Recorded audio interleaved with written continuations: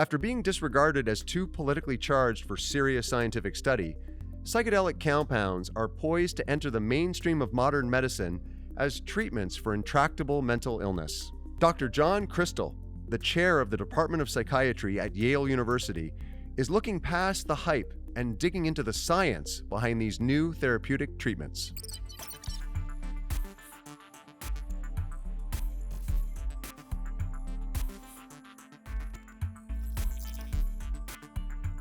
John, you're doing some very exciting, groundbreaking research at Yale. In your work, what are you most excited about? At the core of what really excites me is the idea that we can develop new treatments that work rapidly, that are effective, that relieve suffering, alleviate disability, and will save lives in terms of untreated or inadequately treated mental illness. Where does the current state of the art fall short and why? Maybe it's good to say where they don't fall short and then highlights some of the limitations. Where they don't fall short relative to the older medications is that they work more rapidly, they're effective for many patients who don't respond to the other kinds of treatments, and they seem to be relatively better at preventing relapse to treatment. Right. These kinds of treatments, like ketamine at least, and esketamine, seem to be much better not only at treating the treatment-resistant symptoms, but also preventing relapse. We know these medications have limitations, though. For example, they have powerful psychotropic effects. For some people, those are built into the treatment and are thought to be part of the therapeutic experience. For other people, they're scary, and there's a desire to limit those so that the treatments can be administered in less intensive treatment settings.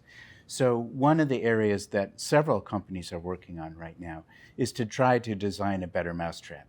And what I mean is to have molecules that produce the desired effects without the undesired effects. I think a lot of people are really curious about what the science and technology really is here. What's the method of action, and how is this different than what's out there today? So how does it all work? This is one of the most exciting aspects of this whole area of research, because these medications are harnessing the brain's own resilience mechanisms.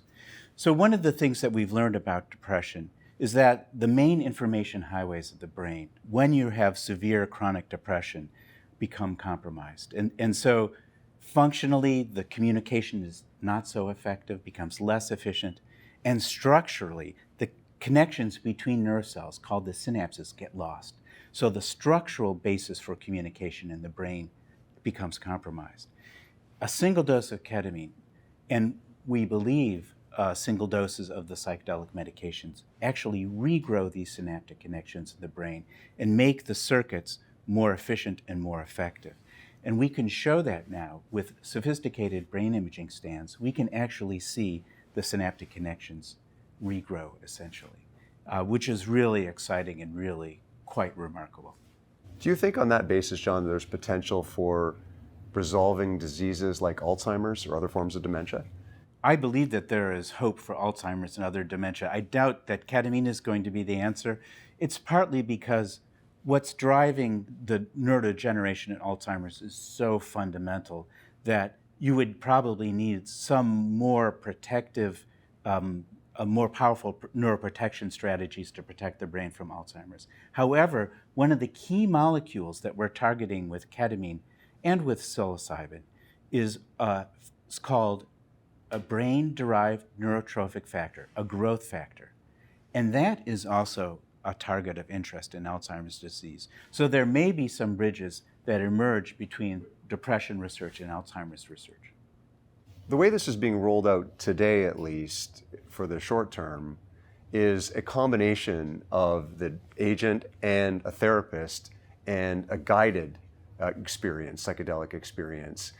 That has, of course, the risk of a lot of costs in terms of delivery of the solution. How do you think that can be mitigated over time? You know, this is a really important question, and I'm not sure anyone really has the answer. There's a lot of interest in psilocybin as a treatment, for example. That's a 6-hour treatment session, and people have a therapist with them the entire time. The entire time. But not only do they have a therapist with them the entire time, it's important to have preparatory sessions before the treatment and then debriefing sessions after each treatment. So it is a pretty psychotherapy intensive process. And one of the ways that people are interested in reducing the clinical cost burden of these sessions is to have shorter acting medications.